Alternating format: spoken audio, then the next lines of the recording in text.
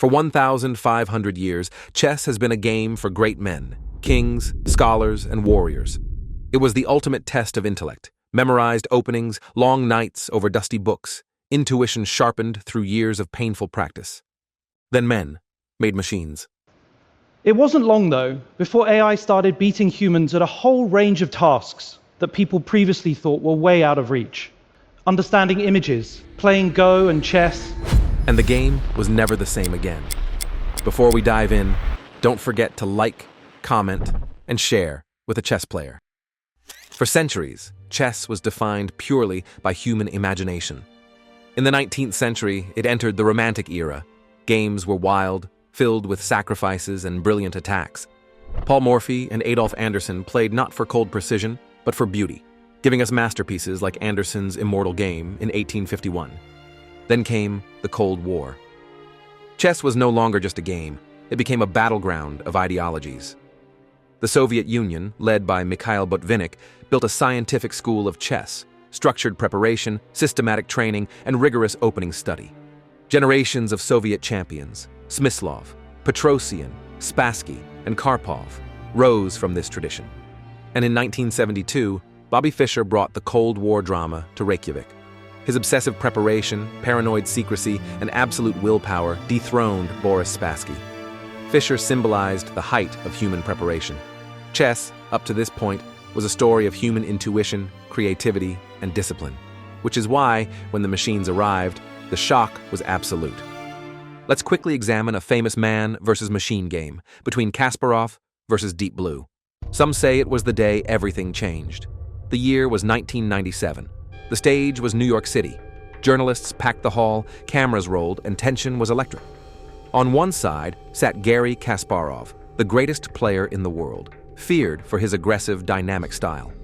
On the other hand was Deep Blue, a massive IBM supercomputer designed for one purpose: to defeat him.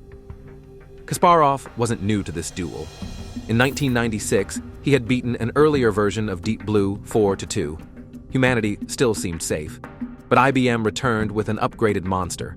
In their rematch, after 5 games, the score was tied. Everything came down to Game 6. Kasparov chose a risky line in the Caro-Kann defense, trying to unsettle the machine. Instead, Deep Blue unleashed a knight sacrifice that shredded his position. After just 19 moves, Kasparov resigned. It was the shortest defeat of his career. The aftermath was explosive. Newspapers worldwide ran headlines like "The Brain's Last Stand" and "Man versus Machine, Machine Wins." IBM's stock price soared after the victory, and the company basked in the publicity. Kasparov, meanwhile, was furious. He accused IBM of hiding human intervention and demanded access to logs. When IBM refused and dismantled Deep Blue, suspicion only grew. The world outside chess saw it as a cultural moment. If a machine could beat Kasparov, what else might it replace? Kasparov himself later admitted, "I could feel a new kind of intelligence across the board." The message was loud and clear. Computers could not only compete with humans, but beat the very best. For many, it felt like the end of an era. But in truth, it was the beginning of a revolution. Deep Blue was a one-off spectacle, but the 2000s brought engines into the everyday life of chess. Programs like Fritz, Shredder, and Rybka brought silicon power into homes. In 2006, world champion Vladimir Kramnik faced Fritz in Bonn. The result was humiliating. Not only did Fritz dominate, but Kramnik blundered into a mate-in-one, a blunder immortalized on the internet. Interestingly, Rybka emerged as the strongest engine of its era, dominating computer tournaments.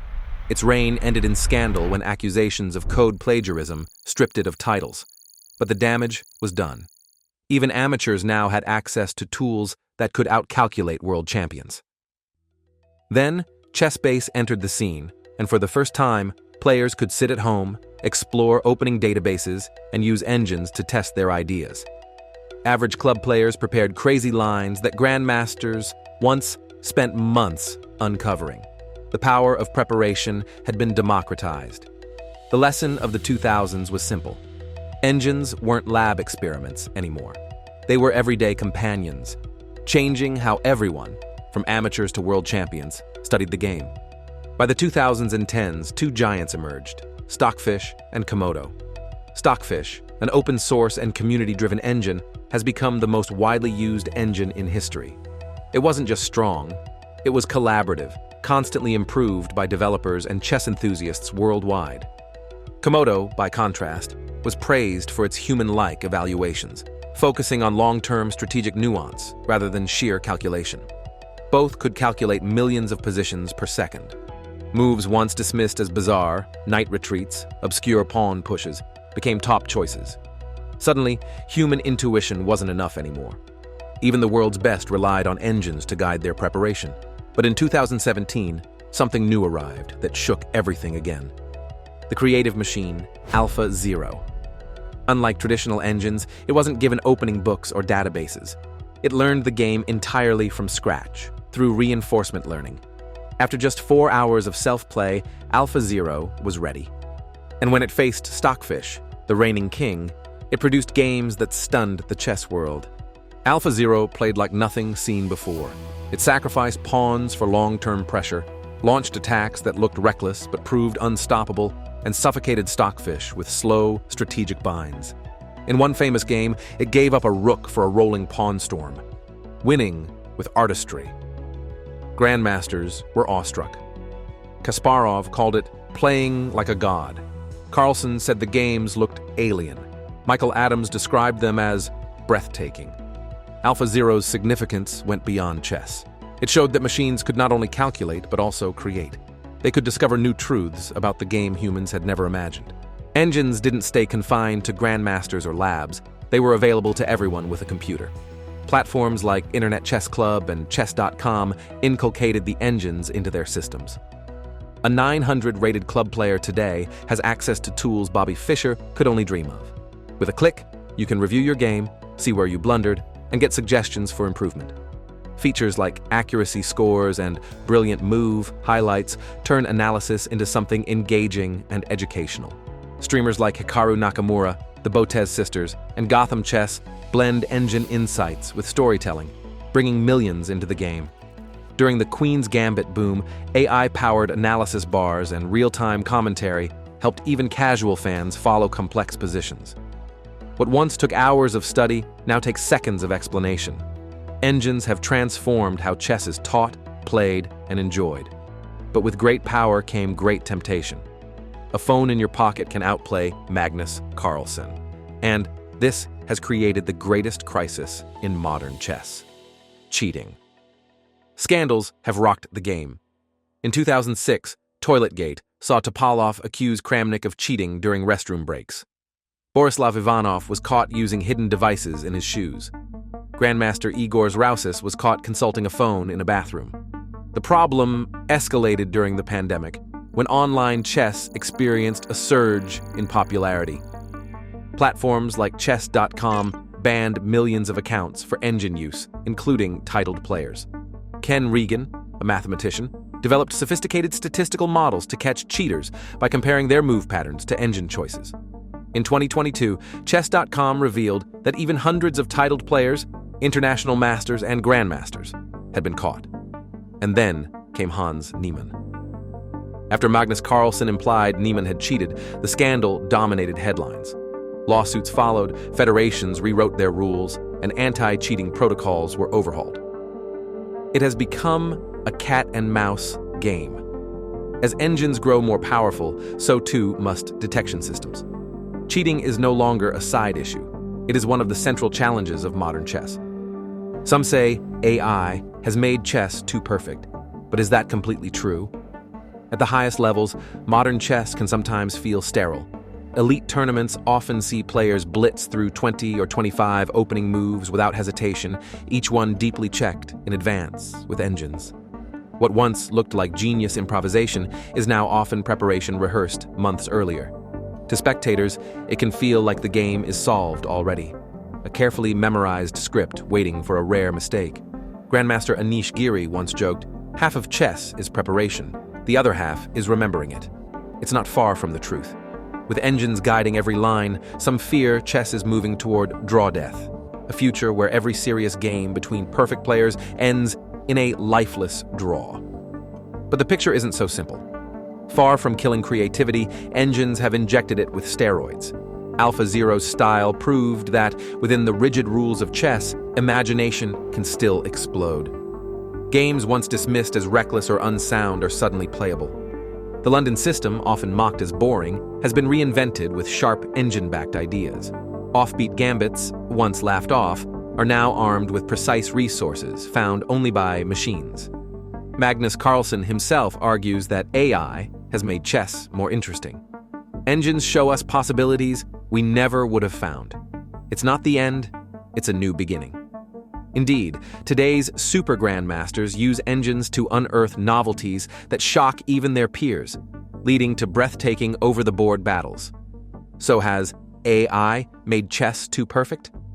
In one sense, yes, mistakes at the elite level are rarer than solar eclipses. But in another sense, no, because perfection has revealed a deeper kind of chaos.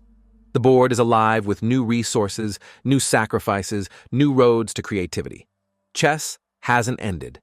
It has been reborn. So where do we go from here? The future of chess under AI influence could unfold in several fascinating ways. One possibility is that chess will eventually be solved, that engines will prove with absolute certainty that the game is a draw with perfect play. It has already happened with checkers, which is now completely solved. If chess follows the same path, competitive play at the very top may lose its tension. But humans are storytellers, not computers.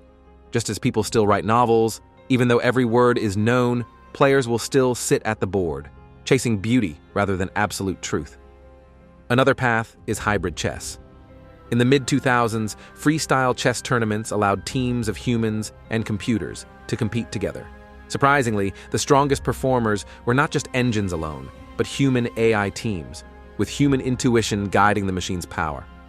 Imagine a future where grandmasters partner with AIs in official leagues, creating a brand new sport, Cyborg chess. Then there is the possibility of AI serving as a chess coach. Imagine an AI that knows your style, your love of attacks, your struggles in endgames, your bad habit of pushing pawns too early, and builds lessons uniquely for you. Already, platforms like chess.com offer AI bots that mimic the playing style of Carlsen or Nakamura. The next step is bots that mimic you, challenging your weaknesses until they break. One thing is certain, AI is no longer just a tool in chess. It is the environment in which the game exists. From Deep Blue's brute force, to Stockfish's cold logic, to AlphaZero's artistry, machines have pushed chess into a new era. And yet, at its heart, chess remains the same. Two humans sitting across a board, making choices under pressure. In less than 24 hours. You're going to be playing as Pia on that seat in less than 24 hours. The difference is that behind every move now whispers a machine, offering new ideas, hidden resources, and possibilities beyond imagination. Chess will never be the same. And that's precisely why it's more fascinating than ever. Watch this next video to learn about Ding Liren's rise and fall, a chess world champion who became an underdog.